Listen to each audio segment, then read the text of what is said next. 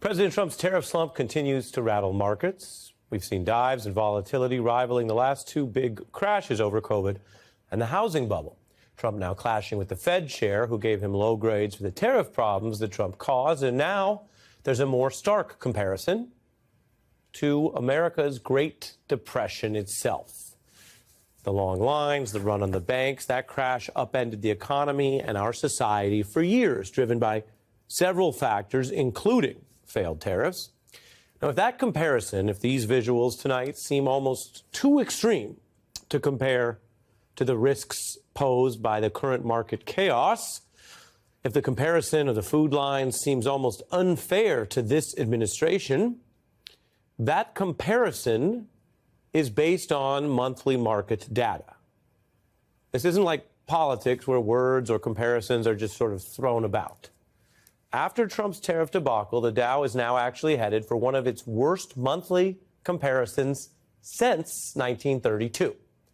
It's just a mathematical comparison. As the headlines are putting it today, Dow headed for worst April since 1932, investors sending no confidence signal, a signal against Trump's policies and handling of the volatility he caused with what has been a failing trade war so far. Those mathematically driven headlines appear in many places, including the Wall Street Journal, which is, of course, the sister outlet to Fox News, owned by Rupert Murdoch. So whatever you think of the Depression comparison month by month, the bottom line is that's how the Wall Street Journal puts the headline. No one can accuse them or their owner, Murdoch, memory played in the show Succession, as some kind of anti-capitalist or anti-Republican political figure, or really sentimental in general. So our lead here is not that we are definitely heading for the Great Depression itself. We all hope not, and I'll return to that word hope. But our top story is that even the Journal and these bankers and the data itself and a lot of other indicators show this is the fallout now from Trump's losing trade gamble, and today we got even more flashing red signals for the economy. It's the worst start to a year ever and easily the worst start to a new presidential term. At 63 trading days since Inauguration Day, the S&P 500 has fallen by 14%, which is the worst start to a presidential term in the index's history, dating back to 1928. This morning, another flashing red warning light. The IMF's chief economist now projecting a 40% chance of a recession due to President Trump's tariffs. The president is looking for a scapegoat. As it appears more and more likely that the economy is headed for a downturn, he seems to have found that scapegoat in Jay Powell. How are we doing with tariffs? He keeps saying we're making so much money with tariffs.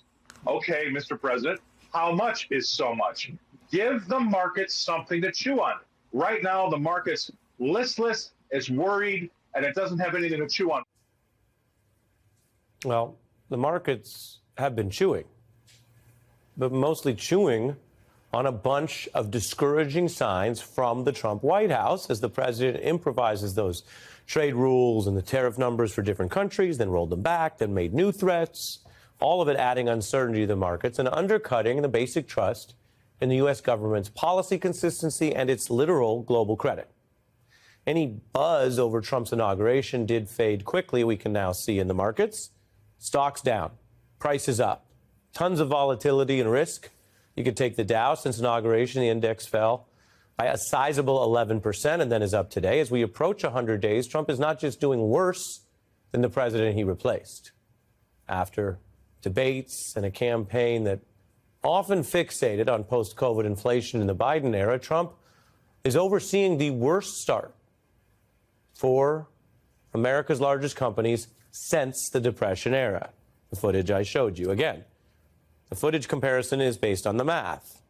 I can tell you another article now notes that the top 500 companies' performance since Trump inauguration is the worst also for any president since 1928. That was right before the Great Depression. Down over 12 points in that index, which is trillions of dollars. And numbers don't lie. The numbers are bad, even after Trump retreated on part of his tariffs. Now Trump's aides are trying to calm the markets or add hope by repeating a talking point that the tariff war Trump started will come to an end because it's not sustainable. which is something Trump's Treasury Secretary has been saying and reportedly leaning into again today in this headline that you see, a key private huddle with investors, where he says these China tariffs are unsustainable. They can't be sustained by both sides. Okay. That is a vague statement, but it's just economic speak for saying this will end. Trump's whole big trade war will end because it's not sustainable. It's designed to try to bring things back from the brink. Now, these markets, of course, are made of people who make up their minds. Those people have been leaning into that hope today, and you can see it actually in these headlines. This is supposed to be a numbers game, Bloomberg, Yahoo Finance, but the theme from that Trump aide Bessent is that hope for a China trade deal, hope that they'll back off doing what Trump's been doing. So hope that he'll stop is a negative review for the trade war. They're hoping it ends. They're hoping these Trump policies eventually evaporate because they're not sustainable.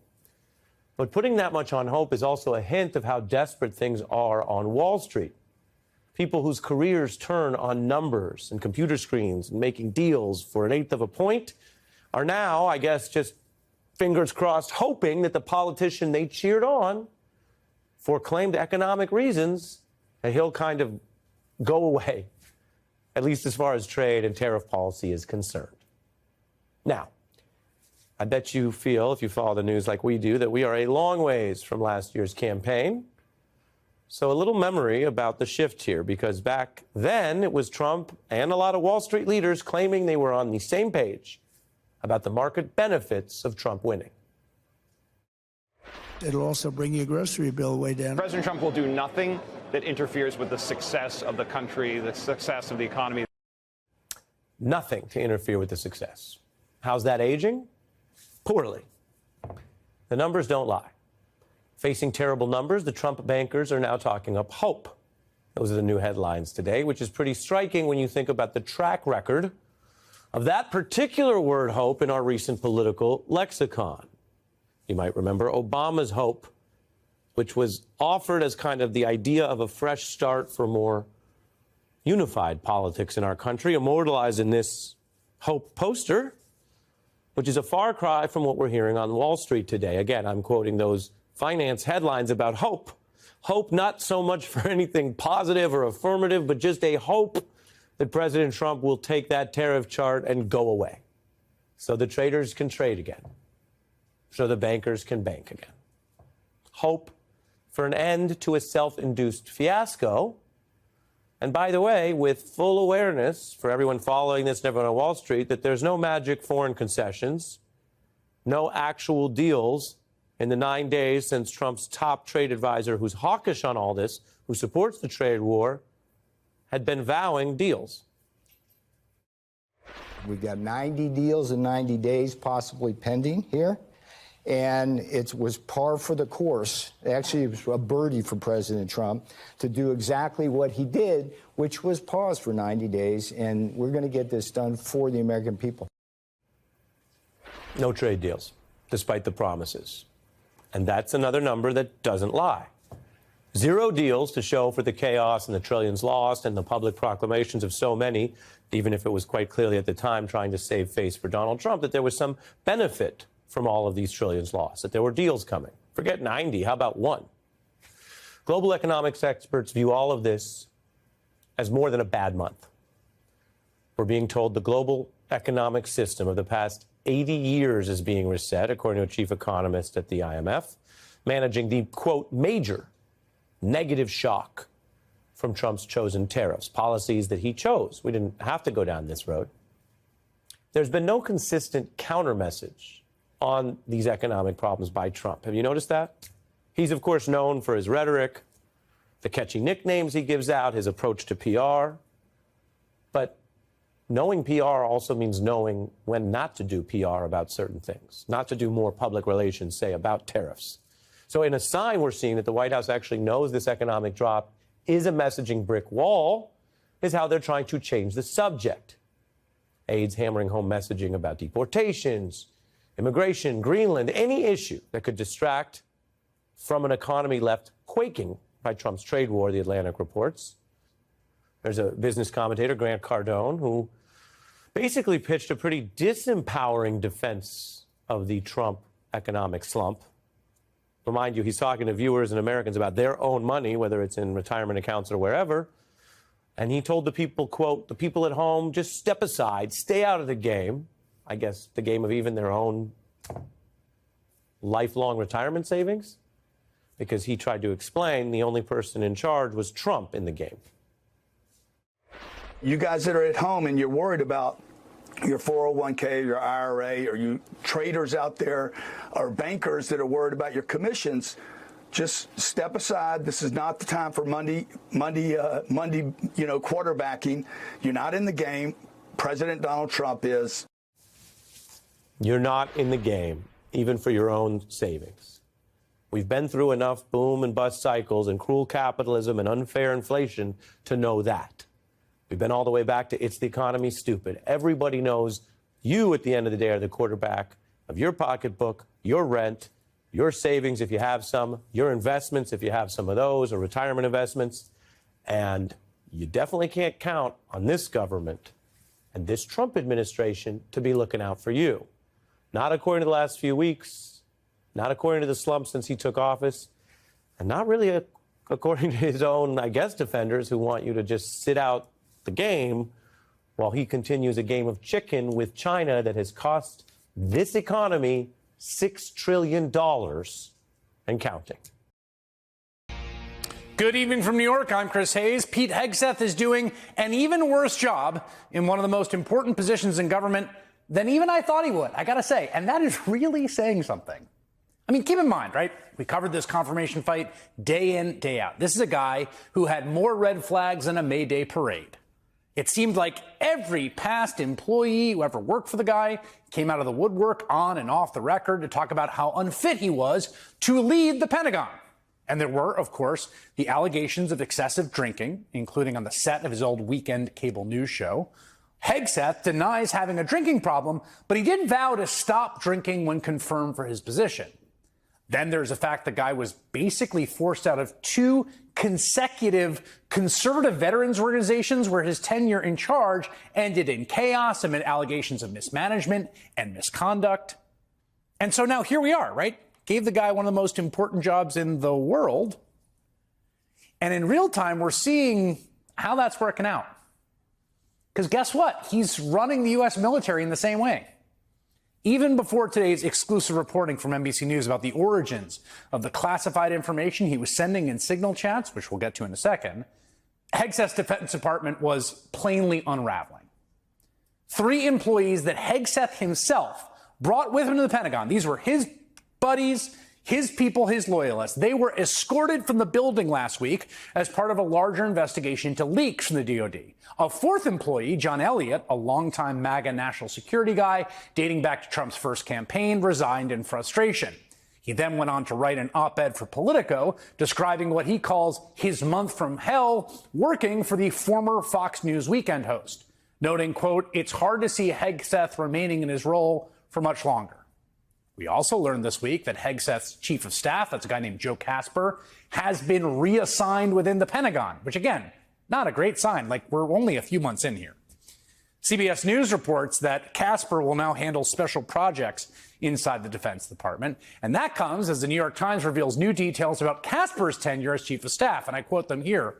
One meeting Casper led this month with a group that works with veterans that was offering its services to the Pentagon devolved into a recounting of an evening Casper and a representative of the group spent at a Washington strip club. In all, the Times characterizes Hegseth's leadership as overseeing, quote, a run of chaos that is unmatched in the recent history of the Defense Department. Of course, the most egregious violation we learned about so far, we all know, right, was Hegseth's use of the commercial messaging app Signal to share plainly classified military attack plans. I mean, times and destinations, right? He did that multiple times. First, in that group chat, which somehow included journalist Jeffrey Goldberg from the Atlantic magazine, apparently added by the National Security Advisor by mistake. And then again, as we learned over the weekend, in a whole other separate Signal group chat that he had, which included his wife and his brother, among others. Now, we should note, Hegseth's brother actually worked for the Pentagon. Not like before Hegseth got there, of course. No. Pete Hegseth hired his brother for some reason, because it's the new era of merit. They've gotten rid of all DEI, no favoritism, it's just merit. Can you do the job? Is your last name Hegseth? As best we can tell, his brother's work experience up to this point has been producing podcasts. And listen, I've got a brother who I love very much. I've never hired him to work for me. At any rate, there is no indication Hegseth's brother, a liaison for the DOD, needed to be on that particular group chat, to say nothing of Hegseth's wife. In fact, service members are told all the time not to tell their spouses classified information. His wife has apparently just been sitting in on sensitive government meetings with foreign leaders this whole time, which, again, I don't really know what to do with that. And today we learned that other leaders of the Pentagon knew those attack plans were classified, of course, and only should be sent through proper government channels, of course. NBC News reporting that the head of U.S. Central Command, quote, get this, used a secure U.S. government system to send detailed information about the operation to Hegseth, adding the system was, quote, specifically designed to safely transmit sensitive and classified information. But then Hegseth used his personal phone to send some of the same information to at least 2 text chats on Signal. 3 U.S. officials with direct knowledge of the exchanges told NBC News. That's right, 3 U.S. officials told NBC News. What can you say? Can't say you weren't warned. I mean, it's just egregious malpractice from the guy running the largest bureaucracy in the entire world. And if you think the Secretary of Defense of the United States, having been caught now twice doing something he plainly shouldn't do, would take some responsibilities for mistakes, well, not this one. See, this is what the media does. They take anonymous sources from disgruntled former employees, and then they try to slash and burn people and ruin their reputations. Not going to work with me, because we're changing the Defense Department, putting the Pentagon back in the hands of warfighters, and anonymous smears from disgruntled former employees on old news doesn't matter. So I'm happy to be here at the Easter egg roll with my dad and my kids, because, you know, this is what we're doing it for. These kids right here. This is why we're fighting the fake news media. This is why we're fighting slash and burn Democrats. This is why we're fighting hoaxsters. This group, this group right here, full of hoaxsters that peddle anonymous sources from leakers with axes to grind, and then you put it all together as if it's some news story. And when we know exactly what it is. So I'm really proud of what we're doing for the president, fighting hard across the board, and I'm going to go roll some Easter eggs with my kids. I will note that in that monologue, there was not a denial. Didn't deny the story, didn't deny that he sent classified information to his wife and brother and a bunch of other people. I should say, he is right. It does appear to be, I don't know this for sure, but it certainly does appear to be that it's disgruntled employees that are the source of some of these leaks, folks who are obviously fed up with the complete chaos Hegseth has brought to the Pentagon. This morning, Hegseth then turned to his former colleagues on the Fox and Friends Curvy Couch.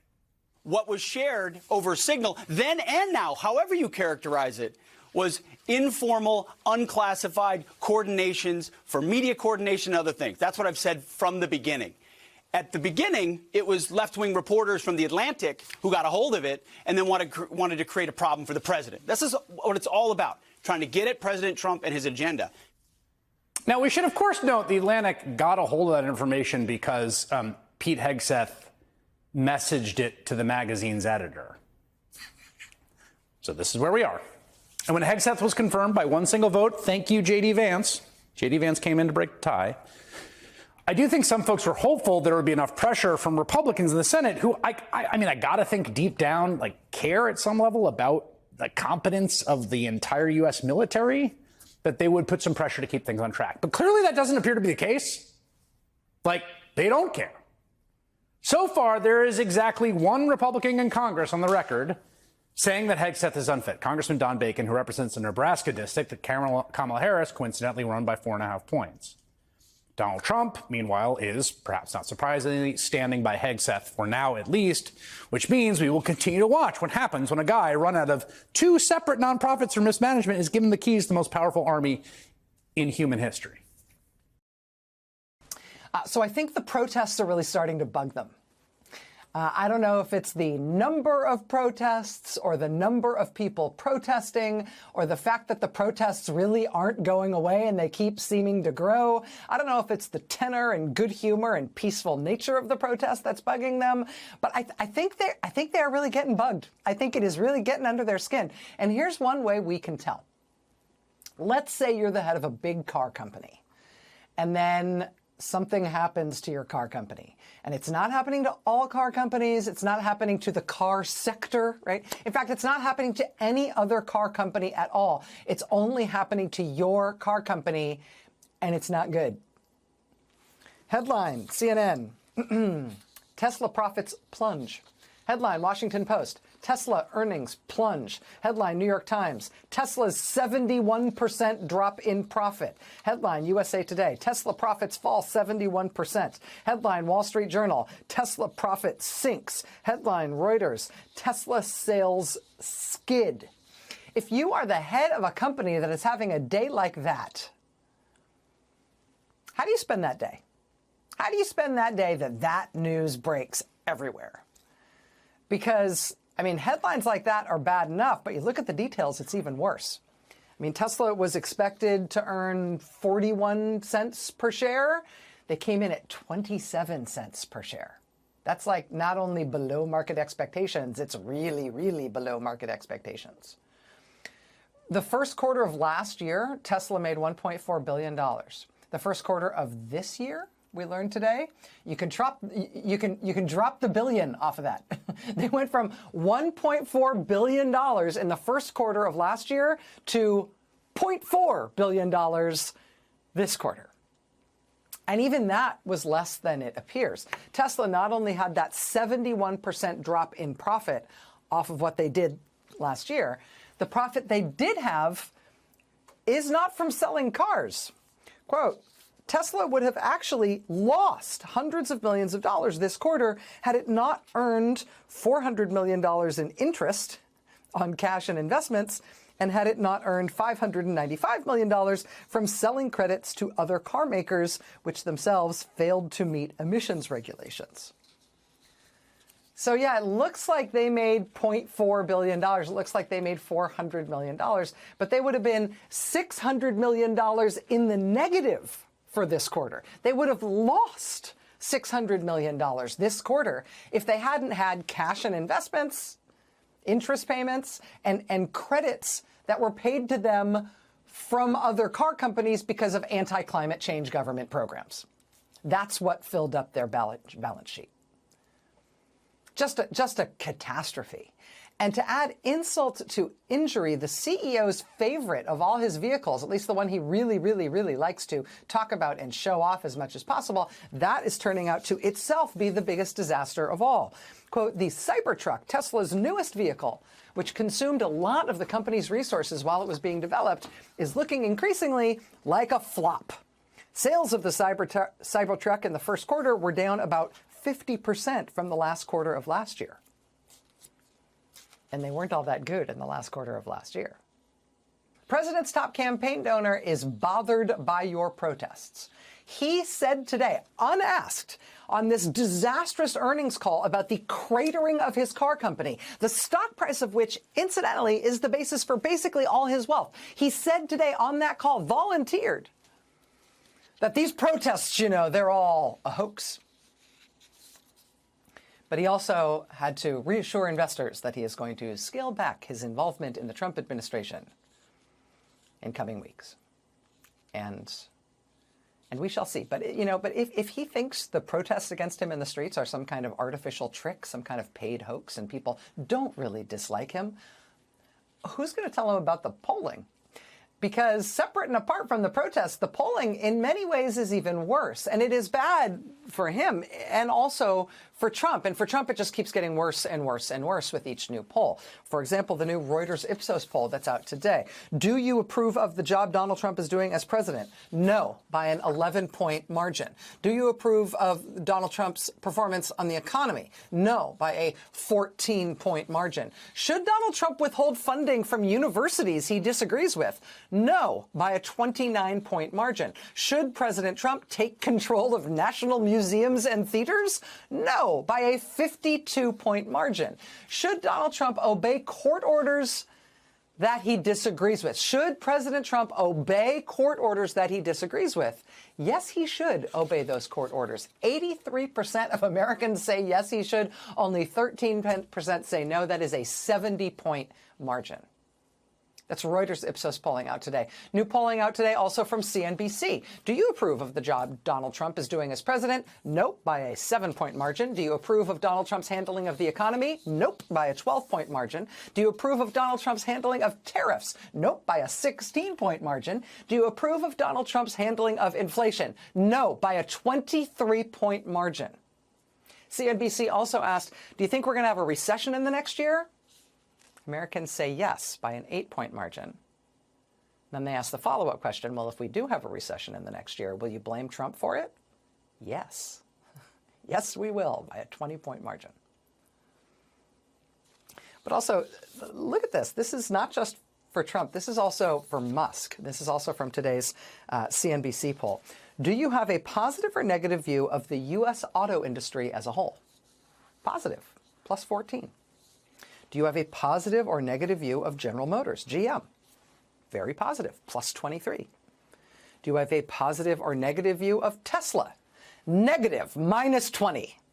Wait, GM is plus 23, Tesla is minus 20. Do you have a positive or negative view of Elon Musk? Negative, minus 20. And this is a nice crosstab for a man who likes to think he's big with the kids. Among young people age 18 to 34 in this CNBC poll, they say they are very positive on EVs, on electric vehicles in general. Generally, young people are positive plus 19 on electric vehicles, but on Tesla, they are minus 23. All the people in that poll must be paid. They must be fraudsters who just love waste. Who's going to tell him? I think the protests are going to continue. I'm going to start actually with a tweet from former Treasury Secretary Larry Summers, who basically said, let me get this straight. Treasury Secretary Scott Bessent meets with a private group of large investors to give them the benefit of his thoughts on trade. Summers says that seems very unfair and the kind of stuff that happens in a world of crony capitalism. Yeah, material, non-public information. That's what they call it there. The fact that he's speaking to this audience, that they know they're going to disseminate this information very quickly and act on it. And that's exactly what happened. If you looked at the intraday chart of the S&P 500, it kind of took a leg higher. I think one of the things that's also very confusing and, the rhetoric back and forth, it's not just the tariff trade stuff, but it's also the Fed and what they might do there. This is only going to get dialed up as we get to May 7th. That's the next time Fed Chair Powell speaks with all the other Fed governors. They're going to make a rate decision here. I just can't imagine what, the president had to say to Eamon Javers from CNBC after the close, understanding that is going to be widely disseminated. It's going to be further upward momentum for the market, that is going to be the last say about this as we get into the lead up into May 7th. And so to me, the markets better hold in. Investors better not get yippy as a term. I don't know if you've ever heard that before. Never. I heard that on April Yippee, 9th here, yes. Because that rhetoric's going to get dialed up once again by the president. Okay, but here's the thing. We've been hearing from this White House, specifically Treasury Secretary Scott Bessent, it's not Wall Street's turn. It's Main Street's turn. And I just want to reiterate again what happened.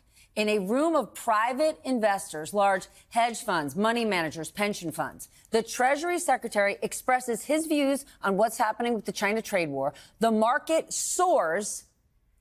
And 4 hours later, the president basically backs up what he says and kind of talks nice to China, showing signs of capitulation with giving us no information on what China would give us. So take me to Main Street. Whether it's the mainstream investor that doesn't get, Mr. 401k that doesn't get that information, or a business leader. There's not one business leader, there's not one small business in America that was privy to what Scott Bessent was saying in that room. And even if they were, none of that are actually any concrete advancements. As my colleagues at Bloomberg reported, this was a small meeting, as you say, a very exclusive group meeting with the Treasury Secretary on the sidelines of the IMF and World Bank meetings in D.C. So this was pretty rarefied air inside this conference room. And you're exactly right. It was restricted to that group. The question remains, how on earth does this benefit Main Street? So we've seen, this is the latest example of it, these kind of whiplash moments where the market has sagged incredibly, and then with an utterance from the president or one of his aides, another official from the administration, suddenly it's up again. To have some insight into when that's going to happen or how that's going to happen would be incredibly powerful and quite lucrative.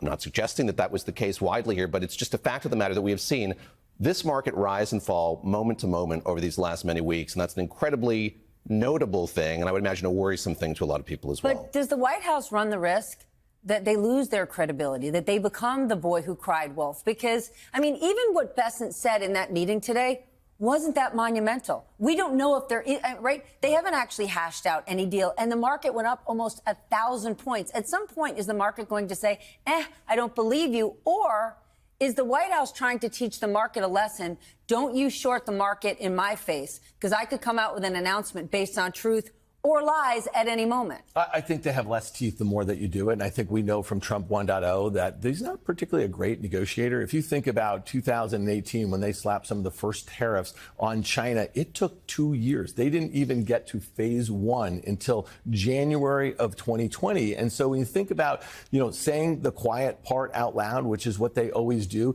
the Chinese are just kind of sitting back. And they're just kind of letting the markets push the White House around. They're waiting to see what he's going to say. And, the other thing is that the Chinese are also saying, wait a minute, why hasn't Japan? Why hasn't Mexico? Why hasn't the EU? Why hasn't Canada done a deal? We're going to sit around and wait for it. And I just want to make one other point. You just mentioned Main Street and you mentioned 401ks. And I don't know if you noticed this morning. 101ks now. Yeah. Well, so two huge government contractors. These are two great American companies, Northrop Grumman and Raytheon, which is now RTX. Okay, these are both nearly 100-year-old companies. They get a disproportionate amount of their sales from the U.S. government. They were both down 10% today. Why? Because they are taking earnings hits on tariffs. Plain and simple. That's what their CEO said. The stocks got sold off 10%. If you were a shareholder of those companies, if you have it in your 401k, if you were in a profit sharing plan or however you do, if you work at those companies, your holdings are down 10% because of a policy that the president has not even articulated much about yet. And these are two great American companies that are right involved in our defense apparatus here. So I think there's just lots of collateral damage that's going on here that I think is kind of underreported. Well, and I'm glad you did. Here's what our Treasury Secretary articulated today. He also told investors that a goal of negotiations would be rebalancing the Chinese economy towards consumption and the U.S. economy towards manufacturing. No duh. I mean, how is that moving the needle? Like, great idea. Sure, we all agree with that. Is any of that realistic? And are we even 1 inch closer to that nirvana than we were 2 weeks ago before trillions in market cap were wiped out? No, we're not. And no. And I've been on here many times. We've talked about the fact that there's nothing that comes after the implementation of these tariffs. There's no plan for what happens next. And there is plenty of happy talk from members of the cabinet about how manufacturing is going to come back. We don't know what that's going to look like, what they think it's going to look like. But to get to that kind of rebalancing that Scott Bessent is talking about would take an incredibly long time. Might not even be possible for that to happen. And just to pick up on what you're saying, look at how long it took to come to those deals during the first term. We have an administration now that says it's trying to broker these deals with 60 countries simultaneously. And you just look at the way they're talking about these deals as they kind of come into focus. And there are memorandums of understanding and there are frameworks of an agreement. They aren't concrete deals. And I'm very curious, and you would know this better than I, if that's going to be enough for Wall Street to know that it's good enough that these countries are just talking to one another, or if when push comes to shove, what really needs to happen is something has to be inked, that's many years off from today. It could be good enough for Wall Street because traders can trade on anything, right? They're not making a long-term commitment. Yeah. Who it's not good for are businesses that actually have to make long-term decisions. Somebody can go in and out of a stock in a millisecond. It means nothing. But let's talk about the Fed Chair, Jay Powell, because a cynic or a skeptic would say, Donald Trump hasn't changed his opinion of Jay Powell. Potentially nothing's happened with China. But they woke up this morning after a disastrous day in the markets yesterday when the president signaling he wants to get rid of Jay Powell and nothing's happening on trade. Whom he picked, by the way. Whom he picked. Yes. And suddenly, I don't want to get rid of Jay Powell. And maybe things are moving forward with China. But let's say Donald Trump were to get his wish, right? He's saying he doesn't want to get rid of him. But let's be honest. Let's say Jay Powell's gone. If Jay Powell were to leave his post and Trump could get that done, there's a huge group of super qualified people who could be Fed chair. But the next Fed chair who would take that position after Jay Powell would be saying, yes, the Fed is no longer independent. Donald Trump is the boss. Would that not completely compromise the Fed, even if you had a superstar in that position? Yeah, it would undermine their credibility, right? It's meant to be independent. And, one thing that's really important, you could say he could try to kind of swing his magic wand and get rid of Jay Powell. Powell's already said that he's not leaving. If he tries to fire him, he's going to take this to the court, and this thing could go to the Supreme Court. We've used this term, a constitutional crisis, in the Trump administration, both 1 and 2.0 for a while. This thing could be that. And it looks like this Supreme Court, to be very clear, doesn't seem like they want to roll over. They seem like they're the last line of defense a little bit. So Powell's not leaving. If he tries to fire him and they have this sort of standoff, that would be a disaster for global markets, not just our markets. We got a little bit of a preview of that yesterday. He's also not the sole decider, right? He would just level down to be a Fed governor. Like Jay Powell is more like the jury foreman, right? What is Trump going to do? Take out every possible Fed governor who might disagree with him? That's not really possible. We want Democrats to be traumatically affected. We want, when they wake up in the morning, we want them to not want to go to work because they are increasingly viewed as the villains. We want their funding to be shut down so that the EPA can't do all of the rules against our energy industry because they have no bandwidth financially to do so. We want to put them in trauma.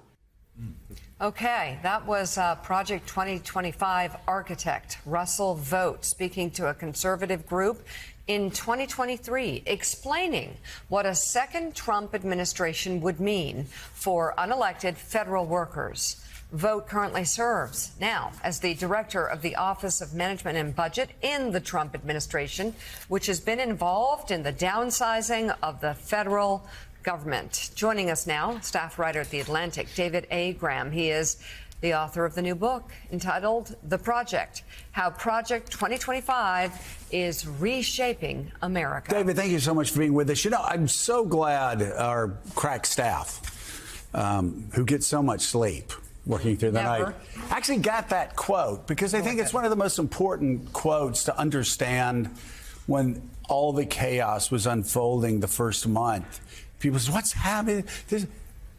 It was all according to plan, even traumatizing federal workers, as Russell Vought says there. That was, I think, in 2023. Right. He said, we want to traumatize them so much that they don't want to go to work. Right. It looks like chaos to us, but it's totally planned. It's the way they've laid it out. And I think the way you hear him talk, he sounds so mild-mannered and he's saying these really radical things. And I think that's true of a lot of Project 2025, which sounds very technocratic and bland and is, in fact, a really radical plan to remake American society. And talk about what's at the heart of that. Republican came in 1994. We wanted to get rid of 4 cabinet agencies. We wanted to downsize the federal government. Is this a natural outshoot of that? Is that sort of that conservative waste, fraud, and abuse? Waste, fraud, and abuse, sell the spectrum, all these things we were doing to try to balance the budget. It seems to me, though, this takes it a step further. Nobody, we were always talking about balancing the budget. Nobody ever said, let's traumatize federal workers. Yeah, I mean, there's a connection to that older conservatism, but I think this is another step beyond. I mean, it's a willingness to, first of all, it's trying to accrue a lot of executive power, which is traditionally not something that conservatives like, not of at course. all. And it's about using the coercive power of the government to affect people's lives, I think, in a way that other conservatives have resisted for a long time. I've got to say, Rev, that's a great point, too. We were such dorks. We'd wear Article 1 buttons, basically saying it starts with us. Funding starts with us. Don't try to do anything. We were against the imperial presidency. That's completely changed, too. Yeah. That's completely changed. And one of the things I think is important about David's book is that those of us that have opposed this administration, whether it's the left or civil rights people or whatever, don't understand they have a plan. And your strategy has to address their plan, because you could inadvertently help their plan by adding to the trauma and the drama and doing things that feed right into the image they want to counter you. Talk about how methodical their plan is, and you have to have a methodical counter plan if you're going to win this. That's right. I mean, it's amazing for them to lay this out. They put this on the internet 18 months before the election, and people kind of ignored it. We talked about it a little during the election last year, but I think people just didn't really understand how sweeping it was. And when I sat down to read the whole thing, even having read bits and pieces a lot, I was shocked at just how radical it was and how sweeping it was. So in fairness, we should remind people the Harris campaign made this the centerpiece of their argument against Donald Trump. They said, read Project 2025 if you want to know what the second Trump administration would look like. And here it is. Donald Trump during the campaign said, I don't know anything about it. I don't know who these people are. It's what he does. So let's be more specific about how some of that document has now been translated into policy in the country. What have we seen in these first couple of months? Well, I think so much of what we've seen, whether it's the executive orders on day one and on day two, and since then, those are straight from a playbook they put out. You look at the layoffs of federal workers. You see attempts to close the education department. It's just point by point right from here. And I think the thing that gets missed is people talk about the policies, but it's so much a scheme for how to rework the entire shape of government. And that's something that I think maybe didn't come through during the campaign. So, David, tell us what's still to come, because I know you recently wrote about how you feel like what Project 2025's next focus, the administration's next focus, might be actually on the family. Explain that. Yeah, I think the focus on the family is maybe the most important thing for a lot of the authors. They care very deeply about this. They want a very traditional Christian family, biblically based vision, fathers working, mothers raising children. Obviously, anti-abortion policy is a big part of this. And because this is so deeply held, it sort of suffuses the whole project. I think this is something we haven't seen a lot so far, but it's going to be very important in the months and years to come. How do you implement that through?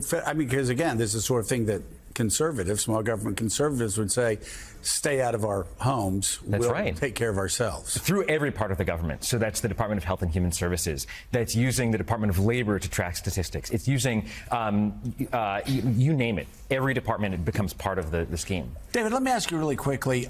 Do you think the administration and maybe Russell Vought and other people are surprised at something that I will say didn't surprise me at all, the pushback? Washington always wins. Now, it may take Washington longer to win, but Washington always wins in the end, because we've all seen every administration. We're going to come in. We're going to change everything. The people before us were idiots. We're smarter than everybody else. And you go see them a year later going, how you doing? Was the Bush administration really as dumb as you thought they were? Were the Obamas really as dumb as you thought they were? Do you think they're surprised at the pushback that they've gotten from all angles? Yeah. I think Russell Vought was prepared for this. He's such an insider. He spent so much time in government. He knew this was going to happen. He knew this was going to come, and that's why he wanted to move so quickly. That's why he wanted to be ready on day one. What about Elon Musk? As far as they can. What about Elon Musk? You think Elon Musk might be a little surprised right now by what he's faced and how he's lost half of his fortune? Maybe. I don't know the exact numbers, so. I think he is surprised, because he clearly doesn't understand how Washington works. And, Vought is happy to use him as a vessel, get that as far as he can, and then he'll move on to the next thing. All right. And cost him $150 billion in the process. Russell goes, thank you. Punch the clock on your way back to California. The new book, The Project, How Project 2025 is Reshaping America, is on sale now. Author and staff writer at The Atlantic, David A. Graham, thank you very much for coming on this morning. Congratulations on the book.